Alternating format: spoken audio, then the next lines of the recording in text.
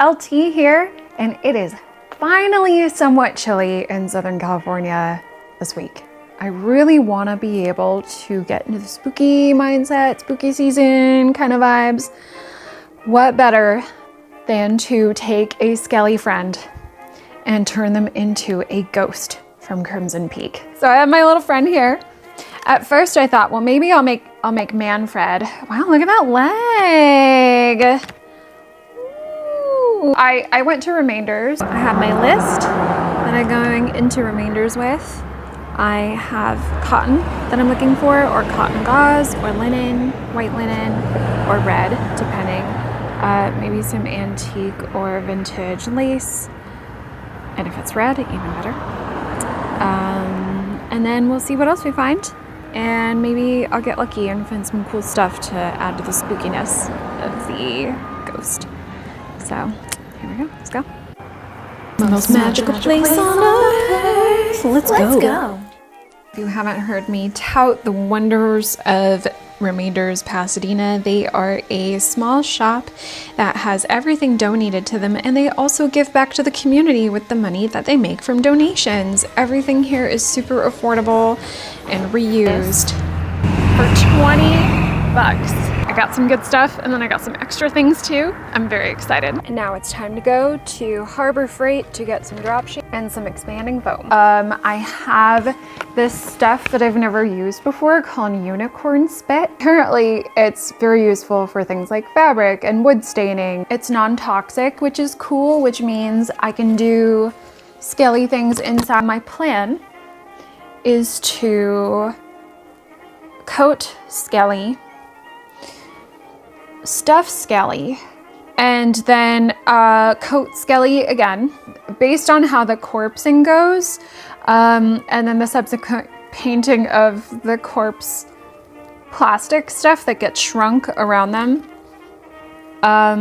We'll see how much I need to do with the gown, because I'm thinking I really love the ghost where she has like her skull cut out and it's really gooey inside. It's pretty gross, I know, but I'm gonna have to cut this open. So actually maybe what I should do is I should cut this open first and do that before I start painting, and then fill probably with expanding foam, but I've also never worked with expanding foam before, so that should be interesting.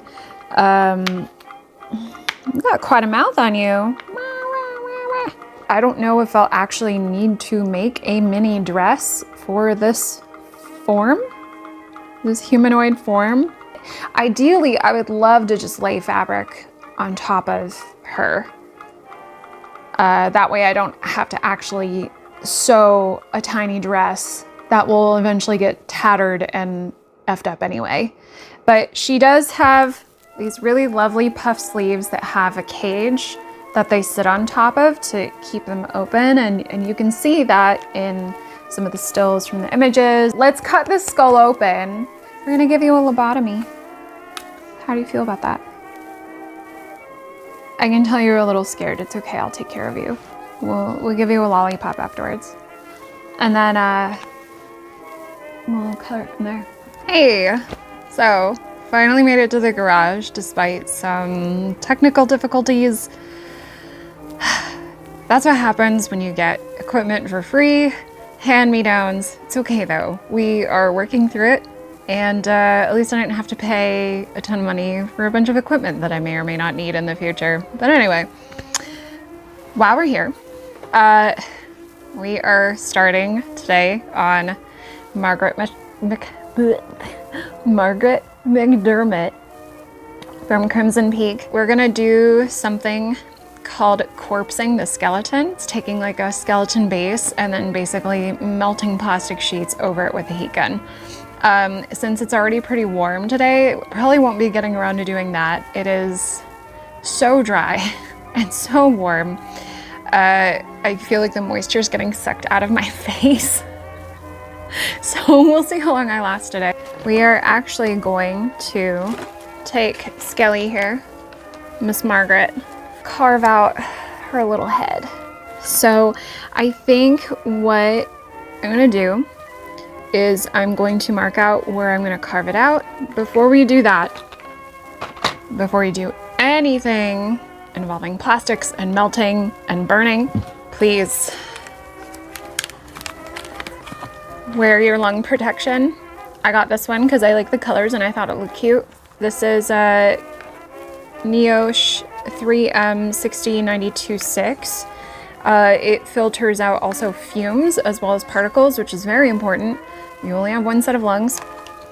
And then I also have a set of new goggles too, because I thought I should upgrade from my other gross ones that I've had for years. And this one allows me to breathe a little bit more, have more protection, and it's not as scratched up. It always helps to have reference on hand no matter what you're doing, and is definitely not cheating. So I pulled up all the references that I could find of Miss Margaret and started getting to town, drawing out the areas where I was gonna carve.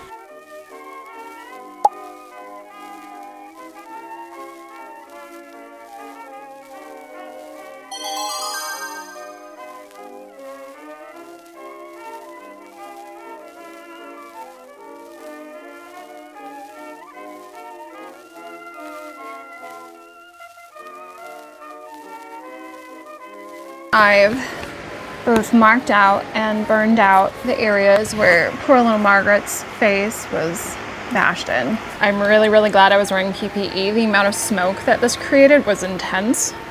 I also wiped down the hot knife pretty often just to kind of get rid of buildup. Imagine this going into your lungs. That sounds awful, and it still smells pretty terrible. I have a fan going here. You know, and I'm in the garage, so I always hope that I have enough ventilation. I've only got one set of lungs, and she ain't doing too great in general, so see how it goes. I think it's time to start painting with the unicorn spit. And I'm using the gel stain. It is concentrated. We'll see how this takes. I've never used this stuff before, but I imagine it should work just fine. And apparently it smells like jasmine, which will be a very nice change from the burning tool in plastic.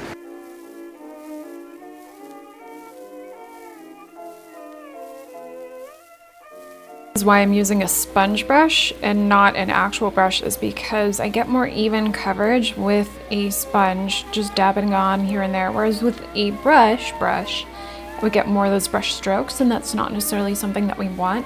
This also helps me get the paint evenly into crevices, and it's also a very cheap way to apply paint. You can find these chip brushes at pretty much any craft store or hardware store.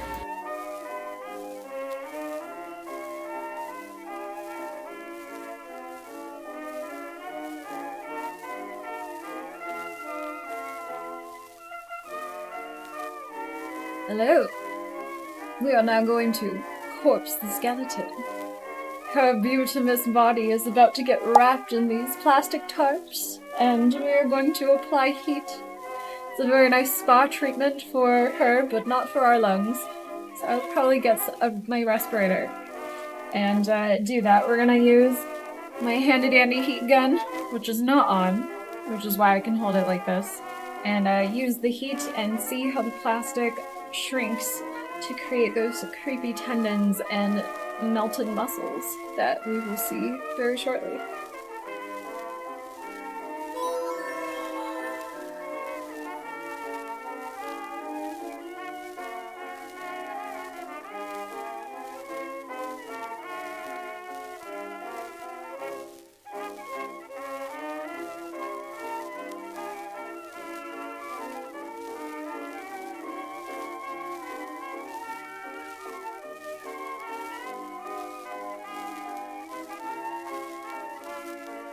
A word of caution, I would be really careful when you are doing this. The plastic gets very hot, and I even singed the plastic a couple of times, so use a pair of gloves that are good for heat.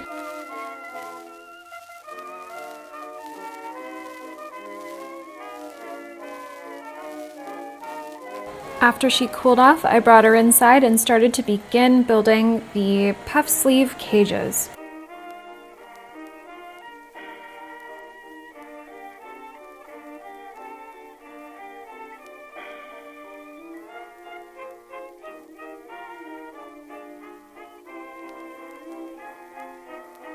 With the puff sleeve cages now built, it's time to start applying the fabric to the sleeves and the puff sleeve area. Here I'm slowly fitting it over the arms, seeing how it might fit best, and I'm actually just hot gluing it down. I decided to not sew it. I thought that would be too finicky, too fiddly, and way too nice for something like this when it's just gonna get tattered anyway. I'm glad I made that decision. It went a lot faster, and I got to do this while I was playing D&D with some friends.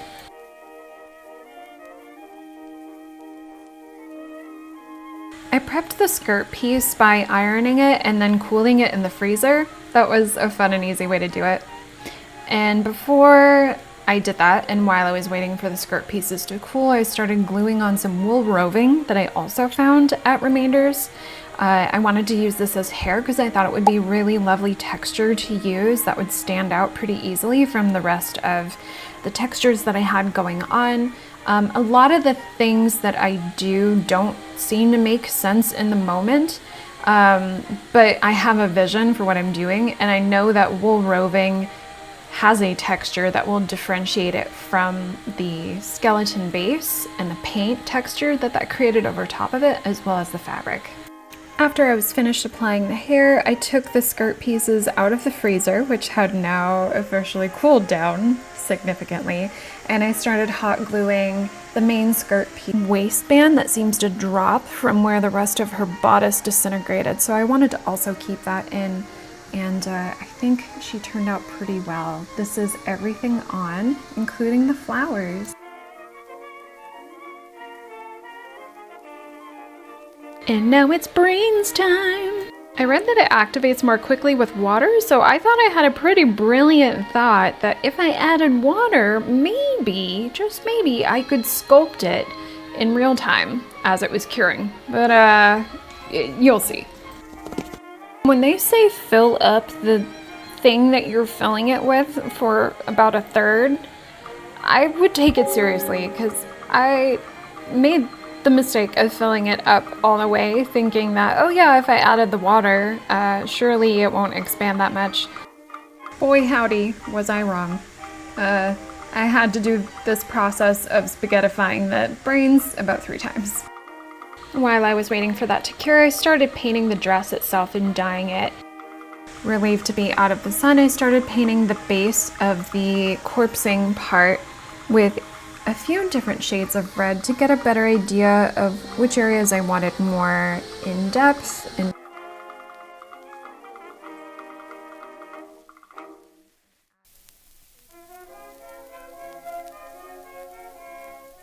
For my final pass, I started really exaggerating the areas I wanted to be darker to make it look like it really... I personally never want to use real black unless I absolutely need that color, because true black does not exactly exist in nature. There is always some shade to it, and I want it to be only used in extremes.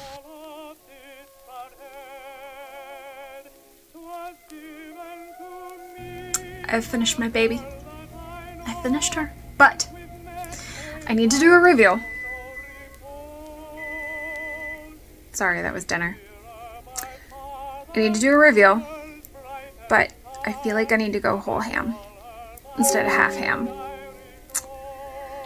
I feel like being extra right now the day before I leave for a trip is maybe asking for too much, but what is life if not making things a little more interesting? Here's the reveal.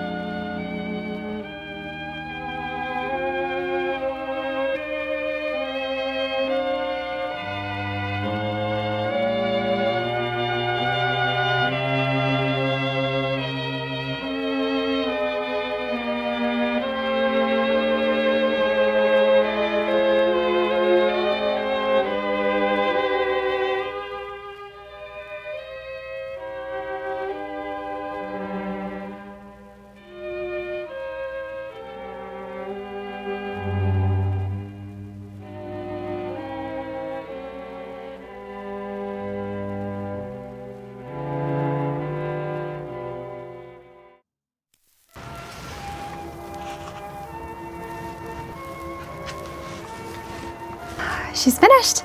I did it. I did it in time. This was quite the project. I had a lot more fun than I thought I would. I think a lot of it had to come down to the weathering and the distressing and what they call a breakdown in the film industry, where it means, you know, weathering, distressing. But anyway, she's my fun little ghosty friend. So the unicorn spit wasn't quite what I was hoping for. It has more of a consistency of tempera paint. And if you're familiar with tempera paint, it tends to kind of flake more.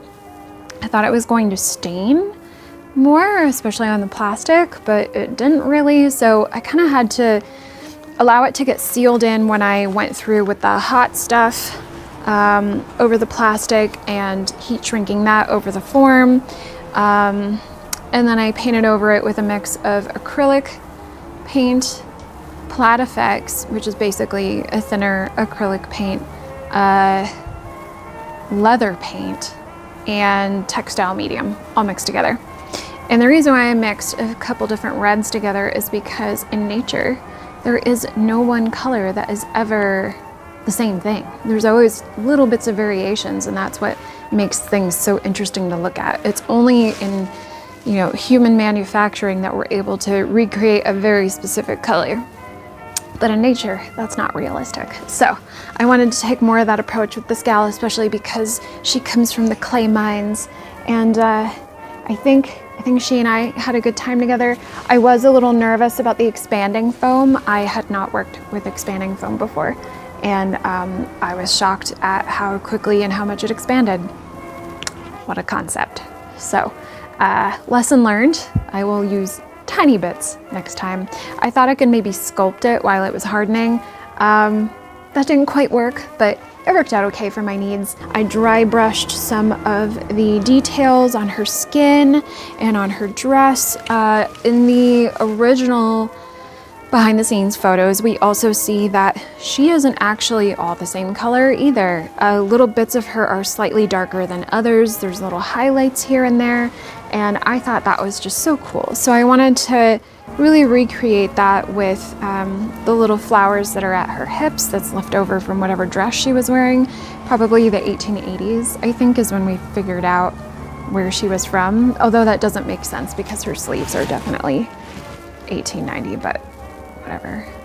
And I really enjoyed making the wire cage for her really fun puff sleeves. The original costume also has a wire cage for her puff sleeves, and not only is it historically accurate, but it also helps keep things in its shape too. So that was really helpful.